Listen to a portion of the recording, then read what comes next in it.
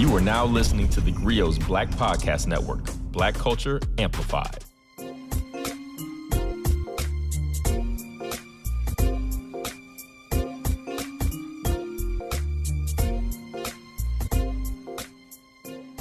In the early 1990s, a letter purporting to be a speech by a slave breaker went viral. Supposedly a plan to teach white people how to control black people for 300 years, it was titled, Willie Lynch and the Making of a Slave. While we now know that the document was a hoax, there are many who still believe the Willie Lynch letter is historically accurate. For those people, the theGrio daily presence, the fake speech that took place in the back of the plantation at the same time, Willie Lynch and the Making of a White Man. Gentlemen, I greet you here at the Lynch plantation in the year of our Lord, 1712. I know many of you have heard about the speech by Mr. Lynch that is taking place in the big house, but do not fear. Since about 1619, there have been people who claim to know what to do to prevent uprisings, insolence, and animosity. Gentlemen, you know what your problems are. I do not need to elaborate. I am not here to enumerate your problems. I am here to introduce you to a method of understanding why, for some reason, they never ever suggest the most obvious solution to their problems. Freedom. I'm sure you can tell that these white men are building something. They call themselves settlers, but then again, when those Portuguese boys, Nuno Tristão and Antão Gonçalves, showed up on our homeland in 1441 to begin the transatlantic slave trade, they didn't call themselves human traffickers. I mean, if we'd have known that, we would have given them a few spears to take home with them, as long as they could extract them from their muscle tissues. I mean, you know how we do. Now, human enslavement has been around since the beginning of time. Throughout history, there's been all kinds of slaves. Forced marriages, prisoners of war, indentured servitude, unpaid agricultural labor, land peonage, and even compulsory royal conscription, to name a few. But this thing here is something we couldn't have conceived of. We call it slavery because the language they put in our mouths is inadequate to explain that they have constructed a society using legally enshrined, intergenerational, perpetual servitude that reduces human beings to chattel based on nothing but skin color. So, we just call it slavery. Now, I'm not telling you this to scare you. I'm just letting you know what kind of people we're dealing with. Now, you might be thinking that the people who kidnapped us and brought us here are Portuguese, and technically you're right. But see, there's no way to understand this unless you know how they think. See, when we were building kingdoms and studying science and medicine and art, they were going through this thing called the Dark Ages, where less than 20% of them could even read and write their own language. And they believed crazy stuff like the sun revolved around the earth and the earth was flat. Look, don't laugh. It's not their fault. They're dumb. Luckily, some of them were smart enough to come over to our homeland and take our knowledge back to their illiterate kinsmen. And these people became Greek philosophers, Roman scientists, and even kings and queens. And then they realized that they could go to other places, take over, and make themselves smart or rich. And that's why they came to the New World. But there was a problem. See, the aristocrats who first came to Jamestown, this place where we are now, they weren't good at being free. Remember, they had just now started to learn things. They didn't know how to grow food or build houses. And a lot of them who came over here died because they didn't even know that you weren't supposed to drink water out of the same place you pooped. This white thing was not going well. Thankfully, these dookie breath land thieves found a solution to white mediocrity. In 1618, the colony of Virginia passed the Orders and Constitution, which included a provision that offered free land to anyone who brought over skilled workers. It was called head rights, and it's one of the biggest scams that's untold in all of American history. So this is how it went. See, anyone who paid for a ticket to bring a poor person to what they call the New World, even though, the natives were still here, they would get 50 acres of free land. And the person they brought over, they would sign a contract to work for about 7 years, and then they would be free. Well, 1 year after they made that decision, in 1619, they got their first taste of free labor. But in 1638, this dude named George Menifee, he put two and two together. You know, they didn't know math until we taught him. So, like, he really had to put two and two together.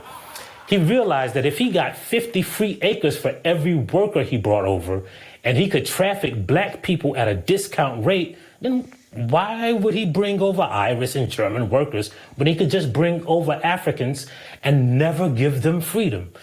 Menifee received head rights for 3,000 acres, 1,150 of which he claimed for, quote, Negroes I brought out of England with me. A year later, when Menifee earned another 3,000 acres for importing 60 more enslaved people, everyone jumped on this buy one slave, get 50 acres free deal. In the future, they're going to try to convince you that they built this country with hard work and education and ingenuity. They don't even have like a white way of talking, but you must never trust the victor's version of history. See, they'll outlaw the truth, and if you even suggest otherwise, they'll probably make history against the law. I know you think it's crazy, but trust me, like I can see the future. And they'll tell you that you are the real racists for teaching facts, because the only way that they can maintain their privilege is to make sure that you don't know that they literally got rich off government-sponsored welfare and their version of affirmative action. But remember, they do not know things. They do not even know God. Seriously, they believe in a whole different God than you. They might have the same name, but they will justify taking away your rights and controlling your bodies by insisting that it's what their God wants. That's why Massachusetts first legalized slavery and specified that it was only for non-white, non-Christians who were, quote unquote, sold to us. See, that God told them that. That Massachusetts law comes from the 25th chapter of Leviticus, where God explains that the Israelites cannot enslave their own people, but it's perfectly fine to ruthlessly enslave foreigners or outsiders of your land. And in the future, they're going to even tell you that their God allows them to murder black people who don't do what white people say. That's going to happen. I promise you. You'll come to know it as police brutality and justify it by saying that the black person resisted, but it will be based on an old 1669 Virginia law about the casual killing of slaves. It says, be it enacted and declared by this grand assembly, if any slave resist his master or others by his master's order correcting him, and by the extremity of the correction should chance to die, that his death shall not be considered a felony, end quote. Can you see them making the white man? But if you notice, these laws were about so-called, quote unquote, Negroes and slaves. There were laws about, quote, Indians and free people too. But when this blight on the long arc of humanity is over and done with, and it will be over, even if it takes a civil war, they're going to erect a system that criminalizes blackness, and they'll make it illegal to read and to protest and even walk around. They'll demonize us for asking for the same thing that gave them their wealth and their power. Just watch. This is how you make a white man. And you might be wondering why they look at you as if you are all the same. Sure, you're from the same landmass, but from different cultures and different kingdoms. Some of you are Akan warriors. Some of you are Senegalese rice growers. Some of you are Congolese engineers. But to them, it's all the same. And that's because they're not just making a white man. They are transforming you into one amorphous lump of something they can hate called a black man. But don't call them racist. See, for most of human history, the term race didn't exist. It emerged in the late 16th century to describe a type of thing, like a race of wine, or what they called a race of saints. Before then, every culture on the planet had their own stratifications. Greeks were different from Romans. The Irish were a whole different thing than English. But even when Enlightenment era philosophers began categorizing species, they just subdivided humans by geographic regions until white people needed slaves. In a 1684 French journal article, Francois Bernier used a curious term to describe his theory on human taxonomy. The article was titled Nouveau division de la terre pares diferentes especies ou races la habitante. Now, I don't speak white people very well, so that's like as close to French I can get. But it translates to a new division of Earth by the different species or races which inhabit it. In 1776, Frederick Blumenbach's On the Natural Varieties of Mankind, that's the name of the book, created 5 different divisions of humanity. And to prove that his division was superior, Blumenbach connected the Portuguese thieves to the ancient Greeks who stole their knowledge from Africa. He theoretically united the incompetent English colonizers and the Roman conquerors under one genetically superior race called the Caucasian race. He invented white people. To be clear, the idea of whiteness and their supremacy had already been entrenched in America and around the world. In fact, in the same year that Blumenbach wrote that book, Thomas Jefferson, this dude that was from not even far from here, he wrote a breakup letter to King George based on the concept that, what he said, all men are created equal. But privately, Jefferson, who is regarded as an anti-slavery advocate, even though he ain't never freed a slave in his whole life, he wrote, I advance it, therefore, as suspicion only that the blacks are inferior to the whites in both endowments of the body and mind. This unfortunate difference of color and perhaps faculty is a powerful obstacle to the emancipation of these people. These people. But the British people who believed this already lived in the country with the Constitution and laws. The same for Germany, France, and other places. But America was a brand new world that had just been hijacked by whiteness. And so, when the people who built this new idea of freedom sat down to form this thing called the Constitution, they enshrined human traffic in the fabric of their country. In the foundational document, they reduced the same men they had just claimed were created equal to 60% of the value of a white man. They didn't count the indigenous people at all.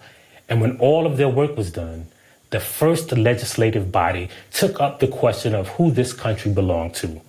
The Naturalization Act of 1790 was passed by the very first Congress of the brand new United States of America, establishing citizenship to, quote, any free white person of good character. But this is not my opinion. 75 years after America declared its independence, Roger Taney, the head of the highest institution of justice in this toddler nation, was tasked with writing the decision for the Dred Scott versus Sanford case. As Chief Justice of the United States Supreme Court, Taney's only job was to interpret the wishes of the founders and establish the legal precedent that would last as long as this nation existed. In doing so, he described the case in these terms. The question is simply this: can a Negro whose ancestors were imported into this country and sold as slaves become a member of the political community formed and brought into existence by the Constitution of the United States, and as such become entitled to all the rights and privileges and immunities guaranteed by that instrument to the citizen? In his decision, Taney wrote this for all the world to hear. Now, I know you've heard that quote from the Dred Scott decision that says black people were, quote, so far inferior that they had no rights which the white man was bound to respect. Or the one that says the men who framed this declaration knew that it would not in any part of the civilized world be supposed to embrace the Negro race. But this speech is not about black people. It's about how you make a white man. But there's a quote in that decision that no one ever mentions. In it, Taney recounts how the Second Congress required every free, able-bodied white male citizen to enroll in their local militia. Before explaining what each word meant in that sentence, he revealed our purpose for coming to you today.